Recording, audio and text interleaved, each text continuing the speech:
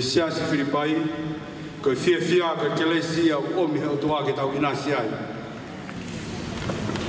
Kolo abe ke tau fia makatuunga ihe eiki. Tala manuat whatawange ke tau mau hapo fia. E boni ya kau mai ono lau malie e fia ko tau abe te tau wala fai. Koleat mo koi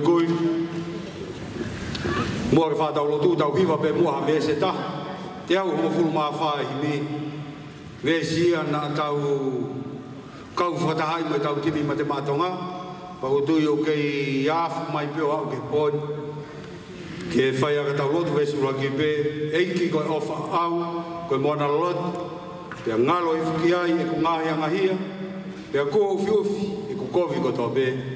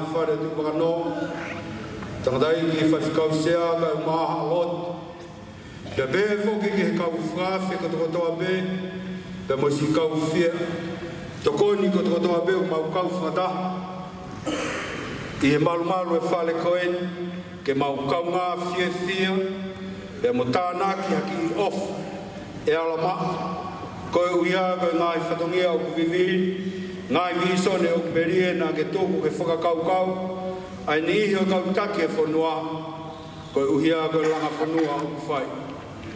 Mau lotu pe mua eki, hange koe whaamu e pō koen, mau whaamu ke mau fia beba mo e awhiona.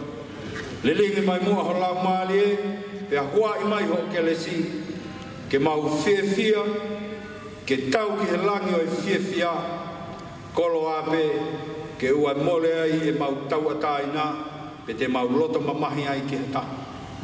Mau loto ki he lau maali e a whion, kolo kalama kua whotu, si kau whaawe ki nau tolu o whanonga mai, mau kore pe mua eiki. O mi mo whanonga ke na wau rei mai ke mau kau whakataha mo i fia pōkoe.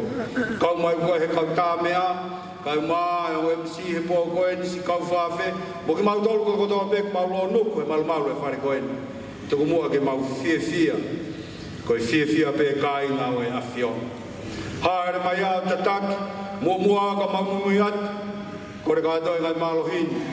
Wafio alo si Christ ka koe o mau whamo ui. Amen.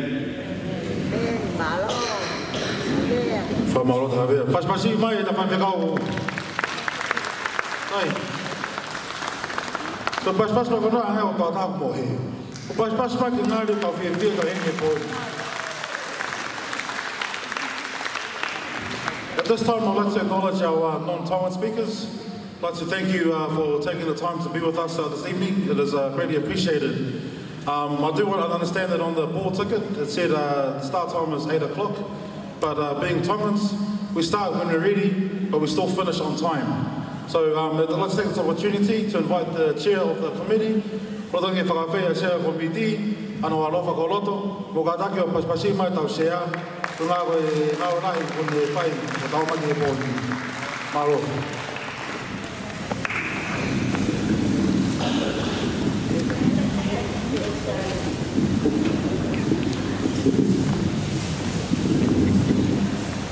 Ko kole ke u whatolo wat, tap ke a whia o tuai o tau hahaonga, tap whoki a sikitua tonga, a ma heu mo whale o te wakano, tap ki a tong mo hamata pule, tap whoki he whaiwhekau sea, whaiwhekau te vita whinau, pia mo hawea panga ipuiha mo ki mo tolu, ai kautalo ei kotoa be o mo mea i hemi a hon, tap kia Stafford kau mai kau taki o tau pule anga tonga pia mai pule anga i New Zealand tap foki a tutupou pia moki mautolu ai kainga pia mei Amerika lahi pia foki ki he kainga mei Britania pia mo ki mautolu pia mei he whakatonga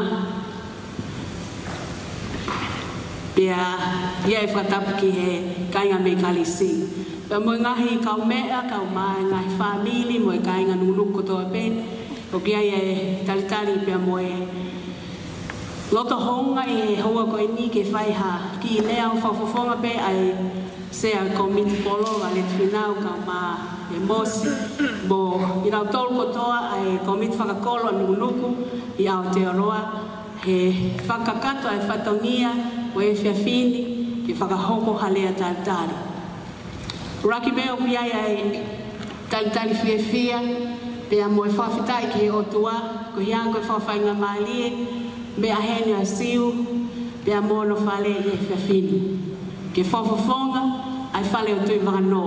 Neongo o ku mea e hoa i ki tonga, ko hi koe pulonga o ko i he loto whale o i whamili, ka aku ki heni pe, ke whakawhawhonga e whatania i he whiawhini. Pia mautari la mo e whakawhitai, ai kau whatangu ku mautolo i he whiawhini, i he tau whumawhele ame pōl, ko e whiawhia e kainga nukunuku, i he whakaosinga i tau ngau e lahi ko eni, ke te he whoki i he whakaukau, ke kamata pe, ke tānaki, ha seniti, ko i hanko e whakaukau, ke kahau ki nukunuku, ki he tawhaaki o eako whakateni i kāle pia mo vokasio. Ko e tatari o e whiawhini, o ku watufoki a e tatalo to whiawhia mahi ke te mautolo no kutoa, Stafford, whawhitai ki he otua, i he whawhawhonga o e whiawhini, whawhawtunga o e whiawhini, ke whamahino peki nukunuku, ko koe nukunuku. Pea, ko kore pia nukunuku ke tau paspasi e whamahino o e whiawhini. Stafford, ka mokopuna ia o taimani hoti. Pea, o whakakolo, ka ingata pea Stafford, ka umaki mo tolko toa pea ka nukunuku, o koe fofua taimeni ke tau whainoaki.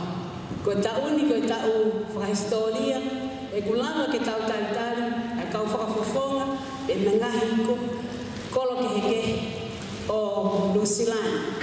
O ki hei bea mi he kolo mua a whinau man motua. Te ngawe ake pe ai whinau man motua he koia pe o kua. Te mea i bea whinau. E tai muka lua lea whinau bea monau a pi ki tau tai hoko. O si loi kotoa pe nuku ia hala o whinau. Whinau mau halahia. Tai lei koe ka mawai whita. Pe ki a boho mo kainga me welinga toni. Ano whakafofonga kolo mua. E fia fini. Ben foke ai tatane lei ki he Yalosaline tuitu ka masona tamo ua na lava mai mea mei sede Australia. Biaya e whafofonga hene tatane ki a se sua tuan toa koloto ta ma i foni ma pili mo ki mautolu ai kainga lava mai ka ko tui be mahalo na lotonga pe e tau polo lava mai mai fai fikau Amerika we kata ka mole mole ko kai ke fuwa o FCO ta goi no boy heni be mai fai fikau Amerika mai re tongone ko lot malo mo lava mi Amerika ke fra o mai o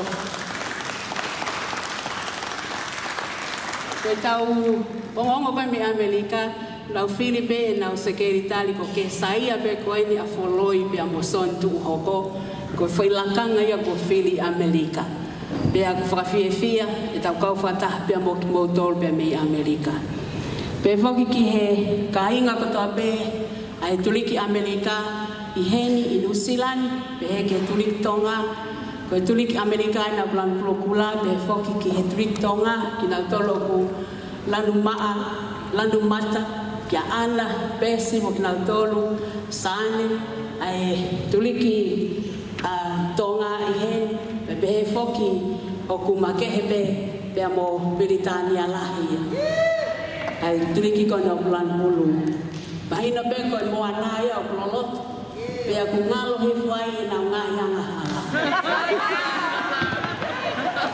be o fai ai tua e lolot ka paule me te tau he mani ko hono tala ko hono hala o koula ta ko tuli kalisi ka baro kalisi ka te he ko ko koula te ke ma ko bo hia o tui me o hopo ya honi ko le tal tal a honi ko tal tal ya ke be melino ai o tua be fa ko ke o fala ki mele a ho o sesiwa inau tamba mo tolo ai ngahi fofonga ko to pe oi ngahi fae ka mai fofonga ta mai ya mo e tau fanau lava mai e ahon ke tau ka fata fo mo mole ka pa o ke ka kato ai tali o ho ko kole me tu mo ke fa ka kato me lan ai tali fia ko feliz agi mo tolo ko lava mai ngahi ko po fe ka o oi taina mo ko i he be be foki ki he tau kau ta mea lau ofa mai ta mea he fia fin o mai ta e tau ni be ho nau ta mi i he fia fin ko tui me ko e ofa ia ko fai he fia fin ka ko pau pe ke tau ni ho mo i ni mo i si ko e whakakatoa kau whakataha pe he tau tali ko e guest of honor o e fia fin na e behe be ai whakahua Valeti, ai sea ko mit polo, ko guest of honor o fia fini siu, ke kau whakataha be, bia mo sisu, ko ia ia o tau talitari, ai pirinisa merino, ke de kau mo tau tol, e fia fini, ke tau mauinasi he merino, ke manonga, ai o tua ko ne fuaki mai a talaisi, ke tau kau whakataha ai o mauini, mau kelesi, e fia fia, pa mo ngahi tāpuaki, o e fia fini. O falayat kating moto.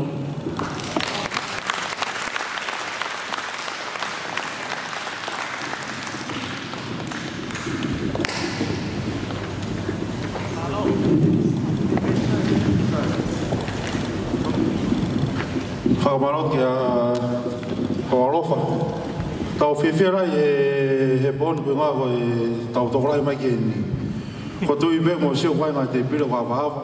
Mai te pira kwa wahawa koe ofa e tau kai ngā. Ndo taka ma pena o te ki te ka ko nau keke nau lava mai. Ka ko whema peke tau whailoki nā tōru koe nau heli. Ka pau ka me tō ka lainu koe te whamorke tō ki o runga. Inusirani, kapag kami ito akarani, kaya family ito at kirunga. Kawa ito tako nina ito tama ni ume wali ngaton. Kapag ito ata ako ugihen. Iyo, kuwa ito ata ma na ma. Iyo, now deuri? Now. Feka ito akarani.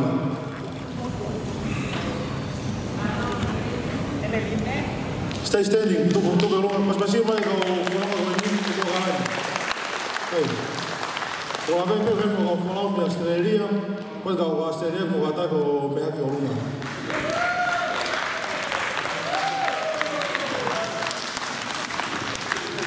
Kalau dia tahu kan kami Amerika, dia mau kata kena Kirunga, dia show dia tak kaya ngaji mau offer nak mau fight, mau fake macam kita boleh fight ini.